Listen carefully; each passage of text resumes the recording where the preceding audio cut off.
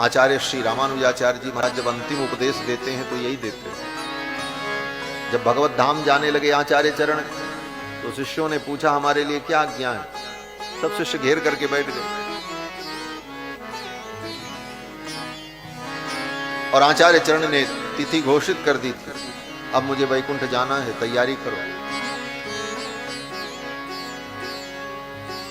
शिष्यों ने कहा महाराज आप वैकुंठ पधारेंगे, हमारे लिए आदेश क्या है, हमें क्या करना चाहिए। तो आचार्य चरण ने कहा कि श्री भाष्यम द्रविड़ागम प्रवचनम श्री सस्थले स्वन्वहम। पहला काम ये करो कि वेद वेदांत को पढ़ करके इसका स्वाध्याय करके इस ज्ञान को अपने जीवन में उतारो और इसका व्याख्यान करके लोगों को समझाओ। पहली आज्ञा दी। बोले महाराज ये हम नहीं कर पाए तो, इतनी बड़ी विद्वत्ता न हो, इतना ज्ञान न हो तो ये काम कैसे संभव होगा। बोले तो ठीक है, अगर ऐसा संभव नहीं है तो द्रविड़ागम प्रवचनम, लोक भाषा में जो संत महापुरुषों ने भगवान का गुण गाया है उस गुण का वर्णन करो, गाओ, भगवान का गुणानुवाद करो। बोले महाराज ये भी अगर न हो पावे तो क्या करें। तो कहते हैं श्रीसस्थले स्वन्वहम, भगवान के किसी पवित्र धाम में जाकर के निवास करो, कल्याण हो जाए। अयोध्या मथुरा माया कहीं भी। बोले महाराज ये भी संभव न हो, नहीं सामर्थ्य है कि हम किसी धाम में जाकर के बस सकें, क्योंकि धाम में रहने के लिए भी संसाधनों की जरूरत है। बोले तब क्या करें। तो अंतिम उपाय बताते हुए आचार्य चरण ने कहा यदवा भागवताभिमान बसति सार्थद्वयोच्चारण। किसी भगवत भक्त के अधीन होकर के रहना सीख लो, भगवत भक्त के अधीन अपने जीवन को कर दो, तुम्हारा कल्याण हो जाए। यही अंतिम उपदेश दिया है भगवान रामानुजाचार्य। यद्वा भागवताभिमान बसति सार्थद्वयोच्चारणम, और द्वय मंत्र का उच्चारण करते रहो। आचार्य के द्वारा जो मंत्र प्राप्त हुआ उसका उच्चारण करते रहो और किसी भक्त के अधीन अपने जीवन को कर दो, तुम्हारा कल्याण हो जाए। ये अंतिम उपाय बताया। तो ये धर्म जो है भागवत शेषत्व, यह धर्म श्री शत्रुघ्न लाल जी का धर्म।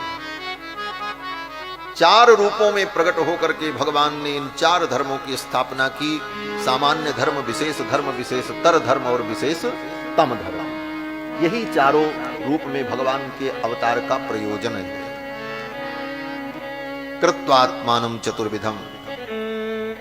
अब इस धर्म की स्थापना तो भगवान ने की 4 रूपों में आकर, और भगवान के आचरण को, चारों भाइयों के चरित्र को देख करके इस धर्म को उस काल में जो लोग थे उन लोगों ने अनुभव किया, सीखा।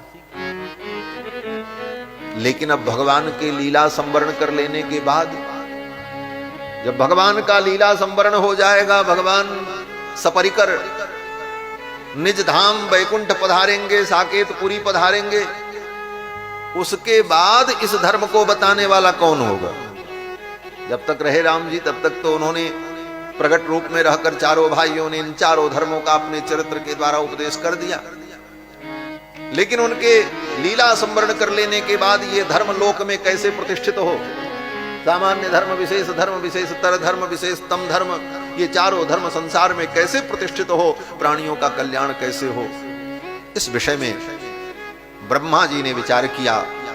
और ब्रह्मा जी महर्षि वाल्मीकि के रूप में प्रकट हुए, और महर्षि वाल्मीकि के रूप में प्रकट होकर प्रचेता के पुत्र महर्षि वाल्मीकि ने भगवान के इस चरित्र को, चारों भाइयों के इस परम धर्म को लिपिबद्ध कर दिया रामायण के रूप में, कि आने वाली पीढ़ियां भी इसे पढ़ करके, सुन करके इस धर्म को अपने जीवन में स्वीकार कर सके। यही रामायण लिखने का प्रयोजन है महर्षि वाल्मीकि।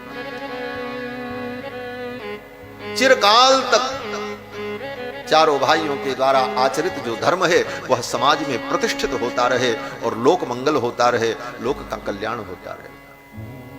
इसीलिए इस रामायण को महर्षि वाल्मीकि ने लिपिबद्ध किया। वाल्मीकि रामायण की एक विशेषता है कि महर्षि वाल्मीकि ने रामायण के प्रारंभ में कोई मंगलाचरण नहीं किया। ग्रंथ में मंगलाचरण किया जाता है। गोस्वामी तुलसीदास जी ने रामायण लिखी तो मंगलाचरण किया, वर्णानामर्थ संघानां रसानां छंदसामपि मंगलानां च कर्तारौ वंदे वाणी विनायको। और भी अनेक श्लोकों में और हर कांड के प्रारंभ में मंगलाचरण और अंत में भी किया। उत्तरकांड में जब समापन हुआ तो वहां भी मंगलाचरण किया और संस्कृत में श्लोकबद्ध मंगलाचरण। लेकिन महर्षि वाल्मीकि ने रामायण प्रारंभ की, कांड कौन कहे, प्रारंभ में ही बालकांड के प्रारंभ में मंगलाचरण के लिए कोई अलग से श्लोक प्रयोग नहीं किया, सीधे कथा का ही वर्णन शुरू कर दिया। रामायण यहीं से शुरू होती है।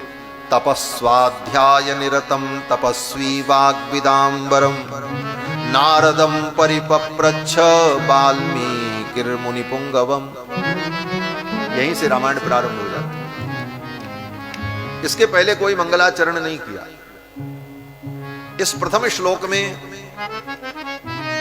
देवर्षि नारद और वाल्मीकि जी के संवाद का वर्णन होता है और यहीं से रामायण प्रारंभ होती है। एक दिन महर्षि वाल्मीकि अपनी कुटिया में बैठे थे और कहां पर, बोले यहीं अयोध्या के सन्निकट तमसा नदी के तट पर, यहां से लगभग 25 किलोमीटर की दूरी पर दक्षिण दिशा में तमसा नदी प्रवाहित होती है।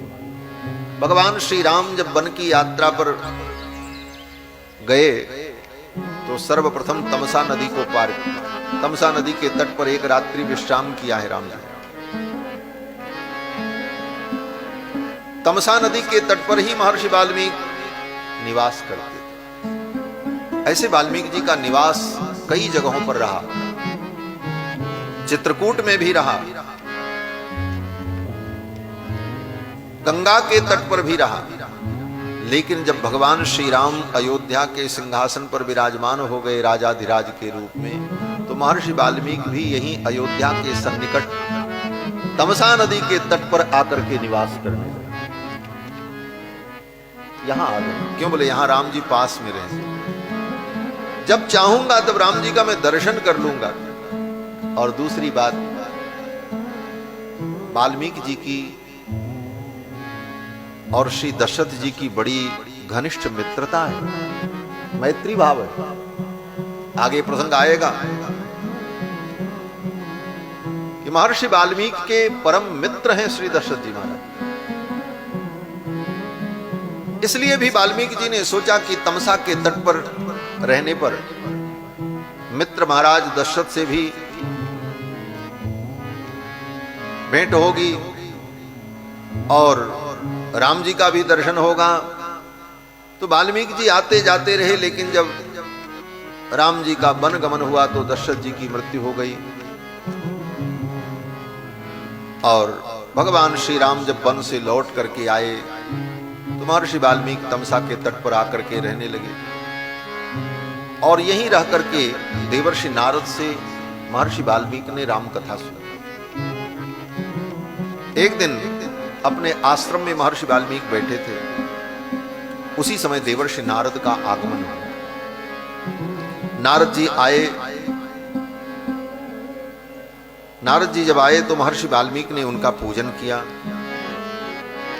और पूजन करने के बाद महर्षि वाल्मीकि ने नारद जी से प्रश्न किया कि हे भगवान, मैं आपसे जानना चाहता हूं कि सर्वगुण संपन्न पुरुष कौन है। यही प्रश्न किया। कौन अस्मिन् सांप्रतम लोके गुणवान कश्च वीर्यवान धर्मज्ञश्च कृतज्ञश्च सत्यवाक्यो दृढ़व्रतः चारित्रेण च को युक्तः सर्वभूतेषु को हितः विद्वान कः कः समर्थश्च कश्चैक प्रियदर्शनः। ऐसे पुरुष को मैं जानना चाहता हूं और आप समर्थ हैं, आप ही बता सकते हैं। देखो, परमात्मा के विषय में प्रश्न सबसे नहीं किया जा सकता, जिसके अंदर उस प्रश्न का उत्तर देने का सामर्थ्य हो उसी से किया जाता है। महर्षि वाल्मीकि ने किससे प्रश्न किया? बोले नारद जी से। क्यों? बोले नारद जी के अंदर वो सामर्थ्य है। क्या सामर्थ्य? बोले तपस्वाध्याय निरतम। नारद जी कौन है? बोले तपस्या और स्वाध्याय में लगे रहते हैं। जिसके जीवन में तपस्या होगी, जिसके जीवन में स्वाध्याय होगा, वही ब्रह्म का निरूपण कर सकता है, वही परमात्मा का निरूपण कर सकता है। तपस्वाध्याय निरतम तपस्वी वाग्विदाम्बरम नारदम परिपप्रच्छ। नारद जी से पूछा और आदर पूर्वक पूछा, परिपप्रच्छ। यहां परि उपसर्ग है। परि उपसर्ग का अर्थ है कि पहले नारद जी का पूजन किया, साष्टांग प्रणाम किया, मधुपर्क विधि से उनका समादर किया और तब हाथ जोड़कर विनम्र प्रार्थना करते हुए प्रश्न किया। पूछने की यही विधि है। गीता में भगवान कृष्ण कहते हैं तद विद्धि प्रणिपातेन परिप्रश्नेन सेवया। किसी से कुछ पूछना हो तो पहले सेवा करो, पहले प्रणिपात करो, साष्टांग प्रणाम करो और प्रणिपात करने के बाद कुछ दिन सेवा करो और सेवा करने के बाद जब वो अनुकूल हो, प्रसन्न हो, तब उनसे पूछो। लेकिन पूछने के बाद भी वो तुम्हें बताएंगे ये कोई जरूरी नहीं है। क्यों? बोले वेद कहता है कि ना संवत्सर वासिने प्रब्रूयात।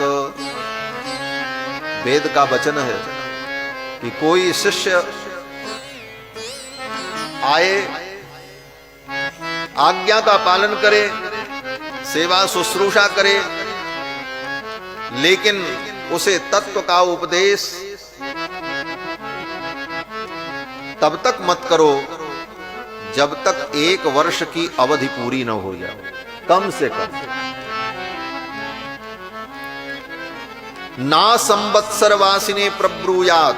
1 संवत्सर जिसने सेवा नहीं की उसको मत बताओ। इसीलिए आज ज्ञान विज्ञान सुनने के बाद भी वो ज्ञान विज्ञान किसी के हृदय में उतरता नहीं है। सुन लेते हैं, चले जाते हैं। कारण यही है कि वह अधिकृत नहीं हो पाया। वेद वेदांत की बातें तो बता दी गई, परिणाम क्या हुआ? बोले ज्ञान तो हुआ नहीं, ऊपर से और भी वो पतित हो गया। गीता में भगवान ने कहा है कि जब तक व्यक्ति अधिकारी न हो तब तक उसे उपदेश मत करो। उपदेश तो यही है, संसार का सारा कर्म बंधन का कारण है। ये पाप पुण्य सब से मुक्त होकर भगवान के चरणों की भक्ति करें। संसार मायामय है, लेकिन ये ज्ञान अगर अनधिकारी व्यक्ति को दे दो तो अनधिकारी कहेगा फिर तो मजा ही मजा है, जो मन हो सो करो, क्या दिक्कत है? उसका घोर पतन हो जाएगा, घोर पतन हो जाएगा। इसीलिए जो ब्रह्म ज्ञान के अधिकारी नहीं है उन्होंने सुन लिया ब्रह्म सत्यम जगन मिथ्या, ब्रह्म सत्य है जगत झूठा है। बोले जब जगत झूठा ही है तो जो करना है सो करो, सब कर रहे हैं, कोई चिंता नहीं। क्यों? बोले हम तो ब्रह्म हैं, हम निर्विकार हैं, हम कूटस्थ हैं, हमारे अंदर कोई विकार नहीं आएगा, बाकी तो सब माया है। और ऐसा सोच करके सब काम चल रहा है। कारण बोले अनधिकारी होने के कारण वो ज्ञान विनाश का कारण बन गया। इसीलिए वेद भगवान कहते हैं ना संवत्सर वासिने प्रब्रूयात। 1 संवत्सर तक जिसने सेवा नहीं की उसको ज्ञान का उपदेश मत कर। श्रद्धा नहीं है तो उसे उपदेश मत करो। क्यों? बोले श्रद्धावान लभते ज्ञानम। जिसके अंदर श्रद्धा होगी वही ज्ञान प्राप्त करेगा। श्रद्धा क्या है? बोले वेद गुरु वाक्येषु विश्वास श्रद्धा। श्रद्धा की यही परिभाषा है। श्रद्धा माने क्या? ये श्रद्धा और विश्वास दोनों एक अर्थ है, अलग अलग अर्थ नहीं। वेद और गुरु वाक्येषु, वेद वाक्यों में, शास्त्र के वाक्यों में और गुरु के वचन में विश्वास हो, इसी का नाम श्रद्धा है और उसी का नाम विश्वास भी है। वेद वाक्य और गुरु वाक्य में विश्वास हो जाए, इसी का नाम श्रद्धा है। तो श्रद्धा विश्वास दोनों एक ही चीज है, इसीलिए कहते हैं श्रद्धा विश्वास रूपिणौ। भगवान पार्वती शंकर कौन है? बोले श्रद्धा और विश्वास के रूप हैं। अंतर क्या है? बोले अंतर केवल इतना है, विश्वास जो है वो पुल्लिंग शब्द है और श्रद्धा स्त्रीलिंग है, इतना ही तो अंतर है। तत्व एक ही है। जैसे भगवान एक ही तत्व हैं, लेकिन वही शंकर के रूप में है, वही गौरी के रूप में, वही राम के रूप में है, वही सीता के रूप में है। कहियत भिन्न न भिन्न। उसी प्रकार से श्रद्धा और विश्वास। विश्वास कौन? बोले भगवान शंकर। श्रद्धा कौन? बोले भगवती पार्वती। श्रद्धा विश्वास रूपिण। और हमारे आचार्य ने तो यहां तक लिखा, श्री वेदांत देशिकन आचार्य लिखते हैं कि शिष्य को कब उपदेश करो? कहते हैं सद्बुद्धि ही, जब उसके अंदर सद्बुद्धि हो, साधु सेवी, संतों की सेवा करता हो, समुचित चरितः, चरित्रवान हो, तत्व बोधाभिलाषी, तत्व के बोध की अभिलाषा हो, शुश्रूषः, सेवा परायण हो, त्यक्तमानः, अभिमान से रहित हो। इतना अभिमान न हो कि गुरुजी के सामने ही पीतांबर झाड़ करके घूमता हो। आजकल के चेला ऐसे ही मिलते महाराज, गुरुजी से ज्यादा चकाचक कपड़ा पहन करके। गुरुजी अगर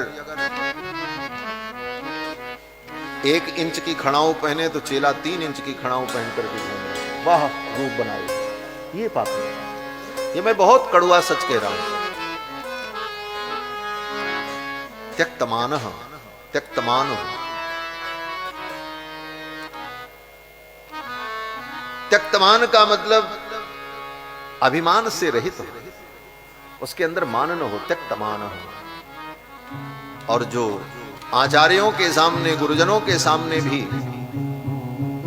इस प्रकार से बंठन करके रहेगा, बोले उसके अंदर ज्ञान धारण करने की प्रवृत्ति नहीं। महाराज अभी भी हम लोग अपने आचार्यों के सन्निकट जाते हैं तो अच्छा कपड़ा पहन के जाने में भी संकोच लगता है कि आचार्य के सामने इतना सज धज करके और इतना बनावट करके, इतना वेशभूषा करके। सामान्य लोगों के बीच में तो ठीक है, लेकिन आचार्यों की सन्निधि में तो अपने मान को समाप्त करके जाना चाहिए। त्यक्तमान। आज क्या है? बोले आचार्य जिस कोटि में बैठे उनके बगल ही हमारा आसन लगे, यह आकांक्षा पैदा हो जाए। पढ़ना लिखना एक अक्षर नहीं, स्वाध्याय भजन जीवन में नहीं।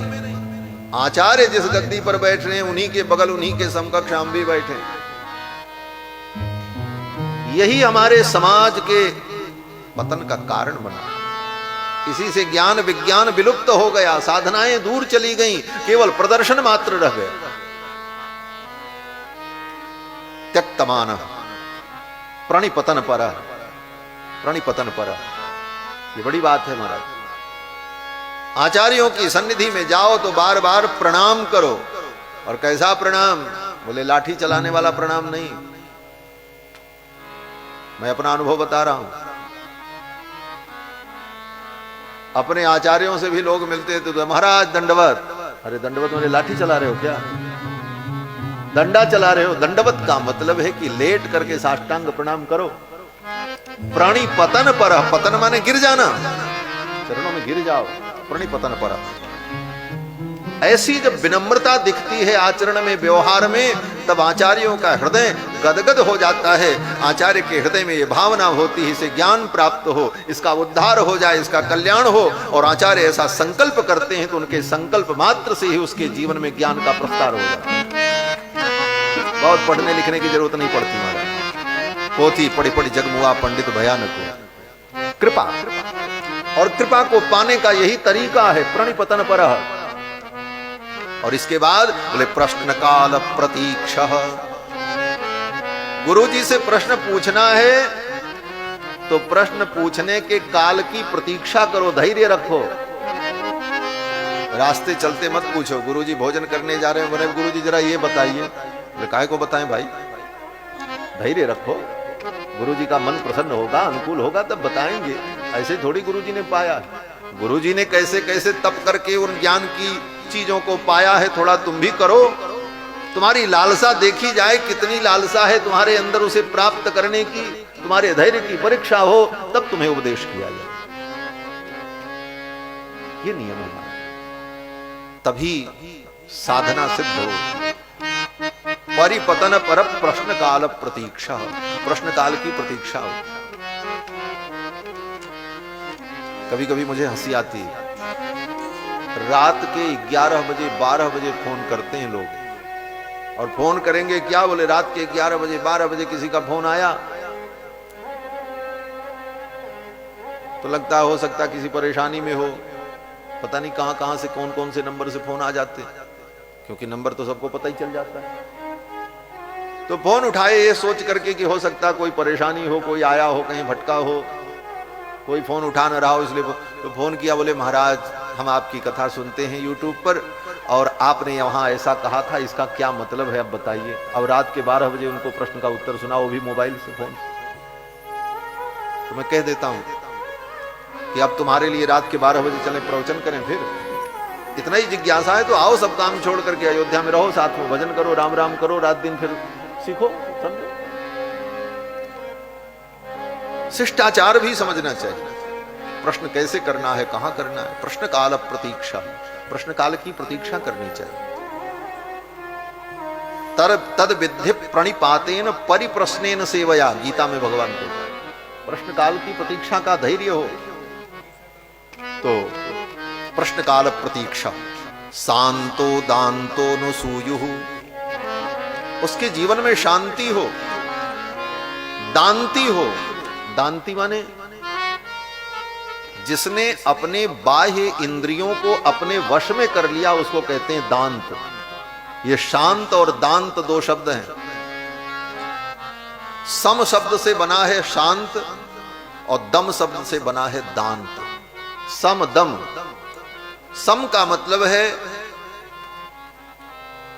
अंतःकरण नियमनम शमः, जिसने अपने अंतःकरण को, अपने मन बुद्धि चित्त को जिसने अपने वश में कर लिया, उसका नाम शांत। शांत का ये अर्थ है। शांत का मतलब ये नहीं कि चुपचाप बैठे हैं तो शांत, भीतर में आग जल रही है, वो शांत नहीं। शांत का मतलब जिसका अंतःकरण अपने वश में हो चुका है। अंतःकरण नियमनम शमः, अपने अंतःकरण को अपने वश में कर लेना, इसका नाम शम है। और जो सम से युक्त हो उसी को कहते हैं शांत।